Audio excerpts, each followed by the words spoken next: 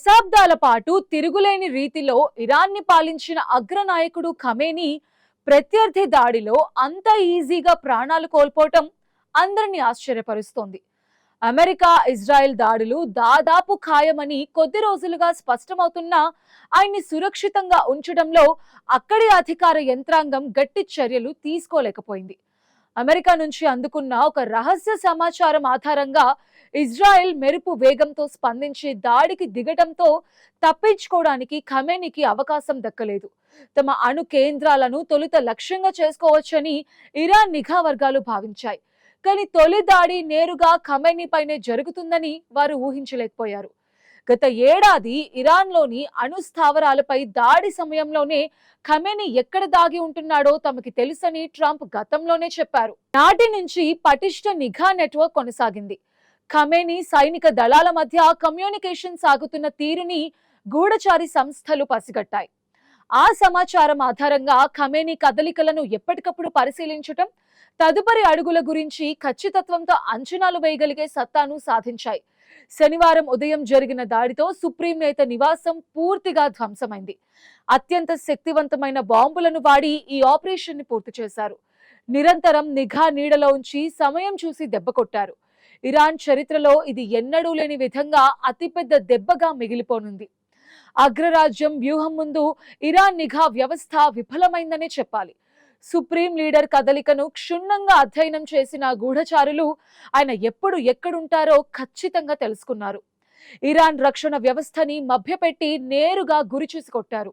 అగ్రరాజ్యం తన అత్యాధునిక సాంకేతికతను వాడుకుని ఈ రహస్య సమాచారాన్ని సేకరించింది. ఫలితంగా దశాబ్దాల చరిత్ర కలిగిన ఒక నాయకత్వం ఇలా అర్ధాంతరంగా ముగిసిపోయింది. ఇది కేవలం ఒక వ్యక్తి మరణం కాదు, ఒక దేశ రాజకీయ ముఖ చిత్రాన్ని మార్చేసే భారీ మలుపుగా చరిత్రలో మిగిలిపోతుంది. ఇరాన్లో ప్రతి శుక్రవారం ప్రభుత్వ సెలవు దినం. ఖమేనీ ప్రతి వారం ప్రారంభం రోజున అంటే ప్రతి శనివారం తన అధికారిక నివాసంలో కీలక ప్రభుత్వ పెద్దలు, సైనిక ఉన్నతాధికారులతో సమీక్ష సమావేశాలు నిర్వహించేవారు. ఖమేనీ అధికారిక నివాసానికి ఎప్పుడెప్పుడు వస్తారు, బంకర్లోకి ఎప్పుడెప్పుడు వెళతారు అనే దానిపై శత్రు దేశాల గూఢచారులు పూర్తి సమాచారాన్ని సేకరించారు. టెహ్రాన్ నగర నడిబొడ్డులోని ఒక ప్రభుత్వ ప్రాంగణంలో ఇరాన్ అత్యున్నత స్థాయి అధికారులు సమావేశం అవుతున్నట్టు గుర్తించారు. దీనికి ఖమేనీ కూడా వస్తున్నట్టు తెలుసుకున్నారు. ఖమేనీ కదలికలపై అత్యంత విశ్వసనీయ సమాచారాన్ని అమెరికా ఇజ్రాయెల్తో పంచుకుంది. ఆ వెంటనే సైనిక ప్రణాళికపై కసరత్తు మొదలైంది. ఖమేనీ భేటీ సాయంత్రం ఉండొచ్చని మొదట భావించినా అది ఉదయమే జరుగుతున్నట్టు చివరి నిమిషంలో సమాచారం అందింది. దీంతో ఉదయమే టెహ్రాన్ పై విరుచుకు పడాలని నిర్ణయించుకున్నారు. ఖమేనీపై దాడితోనే యుద్ధాన్ని ప్రారంభించాలని తీర్మానించుకున్నారు. పోరు మొదలయ్యాక ఆయన బంకర్లో తలదాచుకోవచ్చన్న భావనకి వచ్చారు. అనుకున్న విధంగానే శనివారం ఉదయం 6 గంటలకి ఇజ్రాయెల్ యుద్ధ విమానాలు గాల్లోకి ఎగిరాయి. వీటిలో అత్యంత ఖచ్చితత్వంతో కూడిన దీర్ఘ శ్రేణి ఆయుధాలు ఉన్నాయి. ఉదయం 9:40 జెట్లు టెహ్రాన్లోని ప్రభుత్వ ప్రాంగణంపై దాడి చేశాయి. ఆ టైంలోనే ఇరాన్ జాతీయ భద్రతా అధికారులు ఒక భవనంలో, ఖమేనీ మరో భవనంలో ఉన్నారు. అయినా ఇరాన్ సుప్రీం నేత ఉన్న ప్రదేశాన్ని గుర్తించిన జెట్లు అత్యంత ఖచ్చితత్వంతో దాడులు చేశాయి. 30 బాంబులు ఆ ప్రాంగణంపై కురిపించటంతో అంతా నేలమట్టమైంది. ఒక పక్కా ప్లాన్ తో సుప్రీం లీడర్ ని అంతం చేశారు. ఇదే టైంలో అమెరికా కూడా తన క్షిపణులతో ఇరాన్లోని కీలక స్థావరాలపై దాడులు చేసింది. ఇరాన్ క్షిపణి ప్రయోగ కేంద్రాలను నిర్వీర్యం చేయడం ద్వారా వారి తిరుగుబాటును అణిచివేయాలని చూసింది. ఖమేనీ బస చేసిన ప్రాంగణం పూర్తిగా ధ్వంసమైనట్టు ఉపగ్రహ చిత్రాలు కూడా నిర్ధారించాయి. ఇరాన్ ఆదేశిక వ్యవస్థని దెబ్బతీయడం ద్వారా దేశాన్ని గందరగోళంలోకి నెట్టడమే ప్రధాన ఉద్దేశంగా కనిపిస్తోంది. యుద్ధ విమానాల వేగం, దాడుల వెనుక ఖచ్చితత్వం ఇరాన్ రక్షణ దళాలను ఆశ్చర్యపరిచాయి. తలదాచుకోవడానికి కూడా అవకాశం ఇవ్వకుండా జరిగిన ఈ దాడి ప్రపంచ వ్యాప్తంగా చర్చనీయాంశమైంది. ఖమేనీ మరణం ఇరాన్ కి భారీ దెబ్బ అనే చెప్పాలి. 37 ఏళ్లుగా దేశాన్ని పాలిస్తున్న ఆయన సేవలను కోల్పోవడంతో టెహ్రాన్ ప్రస్తుతం కొంత ఉక్కిరి బిక్కిరి అవుతోంది. అయితే ఖమేనీ కన్ను మూసినంత మాత్రాన అగ్రరాజ్యం ఆశిస్తున్నట్టుగా ఇరాన్లో ఇప్పటికిప్పుడు అధికార మార్పిడి జరిగే అవకాశాలు మాత్రం లేవు. సుప్రీం లీడర్ లేకపోయినా పాలనా వ్యవహారాలు సజావుగా సాగేందుకు ఆయన ముందస్తు ఏర్పాట్లు చేసి తగిన ఆదేశాలు ఇచ్చినట్టు చెప్తున్నారు. కొత్త పాలకుడి నియామకానికి స్పష్టమైన మార్గనిర్దేశకాలు ఉండటమే అందుకు కారణం. సుప్రీం లీడర్ లేనప్పుడు ఇరాన్ పాలనా వ్యవహారాలను 3 సభ్యులతో కూడిన నాయకత్వ మండలి చూసుకుంటుంది. ఇందులో దేశాధ్యక్షుడు, న్యాయ వ్యవస్థ అధిపతితో పాటు మరో సభ్యుడు భాగంగా ఉంటారు.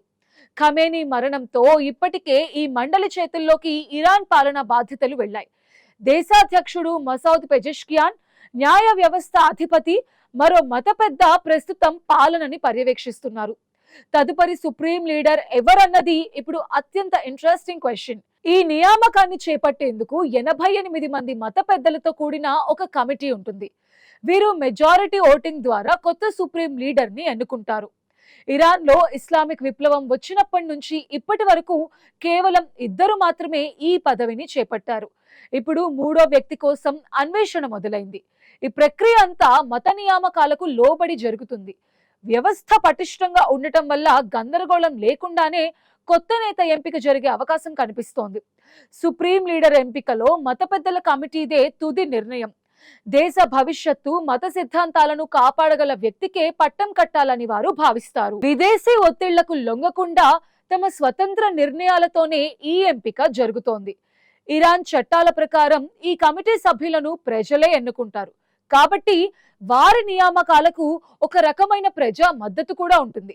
త్వరలోనే కొత్త నేత పేరు ప్రకటించే అవకాశం ఉంది. అప్పటి వరకు ఈ 3 సభ్యుల మండలి దేశాన్ని నడిపిస్తుంది. ఇరాన్ తదుపరి సుప్రీం లీడర్ పదవి రేస్లో పలువురు పేర్లు వినిపిస్తున్నాయి. గతంలో హెలికాప్టర్ ప్రమాదంలో మరణించిన ఇబ్రహీం రైసీ రేస్లో ఉండేవారు.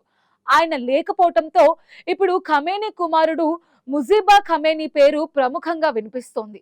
అయితే ఆయనకి ప్రభుత్వ పదవుల్లో ఉన్న అనుభవం లేదు. ఆయన్ని సుప్రీం లీడర్ గా నియమిస్తే ప్రజల్లో ఆగ్రహం పెరగొచ్చనే విశ్లేషణలు కూడా ఉన్నాయి. వారసత్వ రాజకీయాలను ప్రోత్సహించటం మత సిద్ధాంతాలకు విరుద్ధమని కొందరు భావిస్తున్నారు.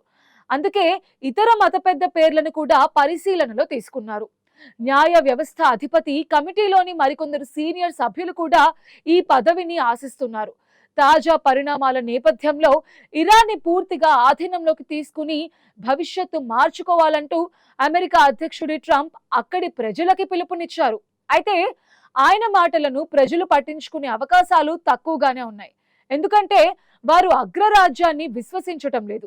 గతంలో జరిగిన కొన్ని యుద్ధాల సమయంలో కూడా ట్రంప్ ఇలాగే ప్రోత్సహించి తర్వాత చేతులెత్తేసిన సందర్భాలు కూడా ఉన్నాయి.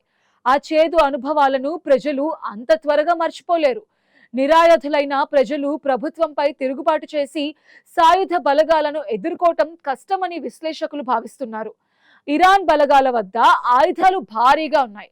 కాబట్టి బయట దేశాల పిలుపుతో ప్రజలు రోడ్ల మీదకు వచ్చే అవకాశం లేదు. ప్రభుత్వం, మత పెద్దల కమిటీ త్వరలోనే కొత్త నేతను ఎన్నుకుని పట్టు బిగించే అవకాశం ఉంది. అగ్రరాజ్యం వేసిన వ్యూహం నాయకత్వాన్ని దెబ్బతీసిన వ్యవస్థను ఎంతవరకు మారుస్తుందో వేచి చూడాలి.